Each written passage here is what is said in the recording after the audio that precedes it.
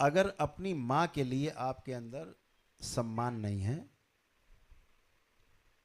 आप कभी शिष्य भी नहीं बन सकते। गुरु बनना तो बहुत बड़ी दूर की बात है। सबसे पहले माँ। हम माँ के साथ रहते हैं। ये हमारी संसार की, इस भौतिक जगत की सबसे बड़ी उपलब्धि है कि जिसने हमें जन्म दिया, हम उसके साथ आज भी रह रहे हैं। ये हमारी इस सृष्टि के अंदर रहने पर सबसे बड़ी उपलब्धि है।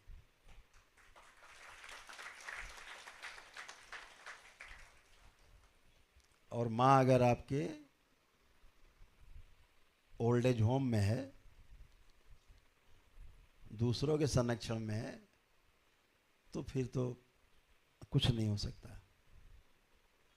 जिसके लिए अपने माँ के लिए प्रेम नहीं हृदय में है, वो किसी को प्रेम नहीं कर सकता। उसका सारा प्रेम नकली है, सब नकली। तो सबसे पहली गुरु माँ। जब माँ के प्रति प्रेम होगा तो पिता के प्रति आपके अंदर सम्मान जागेगा, स्नेह जागेगा। अदरवाइज पिता से भी आपका स्नेह सम्मान खत्म हो जाएगा। ध्यान रखो, छोटी छोटी बातें।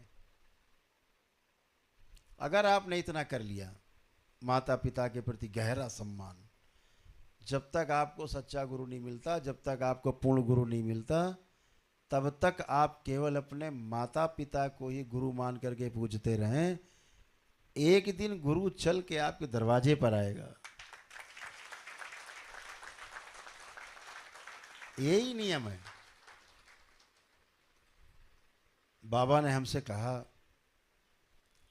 हम तो अध्यात्म को ही अपना लक्ष्य मानते थे,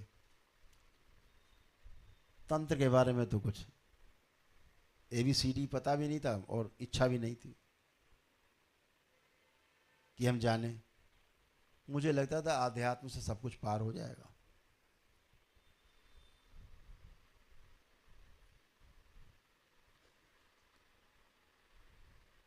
तो बाबा से दीक्षा भी नहीं ली। उनके भौतिक शरीर में रहते हुए बाबा से हमने दीक्षा भी नहीं ली। हमें आवश्यकता नहीं थी। बस बाबा हैं, बाबा से प्रेम था। प्रेम इतना टूट था कि हर दूसरे दिन बाबा के पास, एक दिन छोड़ा फिर बाबा के पास। डेली नियम था, ये पक्का नियम। कभी कभी तो सप्ताह में 5 दिन बाबा के पास। कोई काम नहीं, जाना, बाबा के पास बैठना, बाबा की सेवा करना, हाथ पैर दबाने, सेवा करना, थोड़ी बातें करनी 2-4 वाक्य में। और शाम होते हुए जहाँ 4 बजता था, बाबा की एक चुटकी बजती थी, बच्चा चलो जाओ। 4 बजा, चुटकी बजी। घड़ी घड़ी थी नहीं, लेकिन घड़ी मिला लो, चुटकी ठीक 4 बजे बजती थी कि अब घर वापस जाओ। क्योंकि घर जाना कितना है, करीब 100 किलोमीटर। तो बचपने में मैं बाबा के पास चला जाता था। तो जब बाबा ने कहा, अच्छा तो तुम ध्यान साधना करी हो? हाँ, तो ठीक है। तुम्हार गुरु तब मिली जब तुम 44 साल के पूरे हो जाइयो। तो हमका बाबा कैसे पहचानेंगे? वो खुद चल के आई तुम्हारे आश्रम में। अब हमारा आश्रम तो था नहीं, ऐसा कोई आश्रम भी नहीं था उस समय। तो हमने सोचा हम किसी आश्रम में होंगे कहीं, तो वहीं कोई गुरु मिल जाएगा। तो हमने कहा बाबा हम पहचानेंगे कैसे? बोले हाँ ये तो है। तो बोले तुमको वो 13 किताब देगा लिखी, मतलब 13 किताबों का एक सेट देगा बंधा हुआ, और ये किताबें उसकी खुद की लिखी हुई होंगी। जो 13 किताब का सेट देगा, और ये किताब उसकी खुद की लिखी गई होंगी। बस समझ लेना यही तुम्हारा अध्यात्म का गुरु है।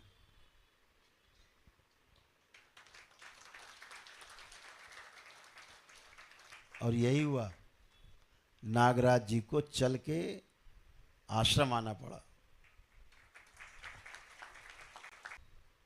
आके चले भी गए, लेकिन हमें पता भी नहीं लगा कि मैं 44 साल का हो गया हूं। और बाबा की वाणी सिद्ध हो रही है, ये मेरे तो ख्याल में भी नहीं था। वो आए आंधी तूफान की तरह, 1 घंटे रुके, उतरते ही जैसे ही उतरे गाड़ी से, उनका फ्रैक्चर था कूल्हे में, लेकिन फिर भी आए। वो अमरकंटक से करीब 750 किलोमीटर यात्रा करके कानपुर आए। और एक दिन फोन आया, बस मैं आ रहा हूं, कोई कार्यक्रम नहीं, कुछ भी कार्यक्रम नहीं, मैं आ रहा हूं। और आ गए। सुबह का समय दिया था 7 बजे का, ठीक 7 बजे वो आ गए, पंक्चुअल बहुत थे। गाड़ी से उतरे, मैंने उन्हें माला पहनाई, हमारे से दोनों हाथ पकड़े, ऐसे जैसे मित्र पकड़ता है एक दूसरे के, दोनों हाथ से मेरे दोनों हाथ पकड़े। फिर बोले, आपका संकल्प पूरा हुआ। मैं नहीं समझ पाया, मैं नहीं समझा क्या बोले, क्यों बोले, शब्द याद हैं। राजा साहब, आपका संकल्प पूरा हुआ। मैं 2 बातें नहीं समझा, राजा साहब बोले और संकल्प पूरा हो गया बोले। मैं उनको अंदर ले गया कक्ष में और बिठाया, 1 घंटे रहे, ताबड़तोड़। जिले के कलेक्टर और कमिश्नर सब मिलने के लिए आ गए। उनको पता था, हमारे मित्र लोग थे वो, कि आएंगे बाबा, हम भी मिलेंगे। सूचना दे दी बाबा आने वाले। आए, आंधी तूफान की तरह आए और आंधी तूफान की तरह चले गए। हमारे एक मित्र थे, और आश्रम की बिल्डिंग्स बन रही थी उस समय, तो ग्राउंड बन गया था और फर्स्ट फ्लोर हम उस पर डाल रहे थे, माँ के मंदिर के सामने जो है। वो हमसे कहते थे, क्यों बना रहे हो जंगल में, यहाँ कौन आ रहा भाई, कि इतनी बिल्डिंगें क्यों बन रही हैं, हमारे मित्र कहते थे। हमने कहा बस अंदर से प्रेरणा है बाबा की बनना है, तो बन रहा है, कोई काम ही आएगा। तब सब जंगल था उधर। तो उन्होंने शिकायती लहजे में बाबा से कहा, वही बाबा के शिष्य थे, कि बाबा देखिए आप मानते नहीं हैं, यहाँ जंगल में इतनी बड़ी बिल्डिंग बना दी, वहाँ बिल्डिंग बना दी, यहाँ बना दी, ये बना रहे हैं, अभी ग्राउंड बना दिया, फर्स्ट फ्लोर में इनकी शटरिंग लग रही है, ये क्यों बना रहे बाबा, इनको मना करिए। उन्होंने देखा ऐसे करके और मेरे कंधे पे हाथ रखा बाबा ने, बोले राजा साहब इसके ऊपर 1 खंड और बनाना।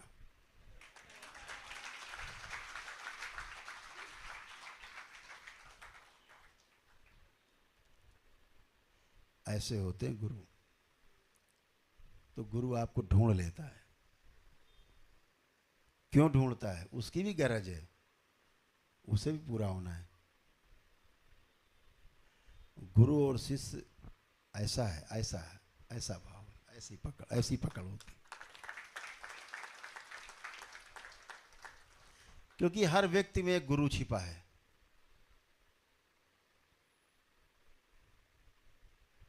हर बीज में एक वृक्ष छिपा हुआ है।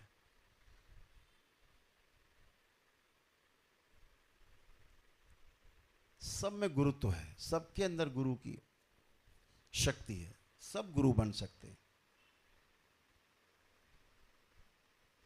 लेकिन मैंने बताया एक ही रास्ता गुरु बनने का है, वो समर्पण का रास्ता है, दूसरा रास्ता नहीं है। गुरु बनने से आप कभी गुरु नहीं बनेंगे। गुरु तो होने वाली घटना है, गुरु होना एक घटना है। गुरु कोई प्रयास से नहीं बनता, गुरु कोई अपने तमाम कार्यक्रमों से नहीं बनता। गुरु बनता सिर्फ समर्पण से, मात्र समर्पण से। बूंद समुद्र में समा गई, बात खत्म, समुद्र बन गई, इतनी बात। तो जहां संकल्प में विकल्प बचा, जहां आपकी प्रार्थना में विकल्प है, जहां आपके संकल्प में विकल्प है, जहां समर्पण में विकल्प है, पूरा नहीं होता। पूरा तभी होता है जब आपका समर्पण मजबूत होता है, आपका संकल्प मजबूत होता है।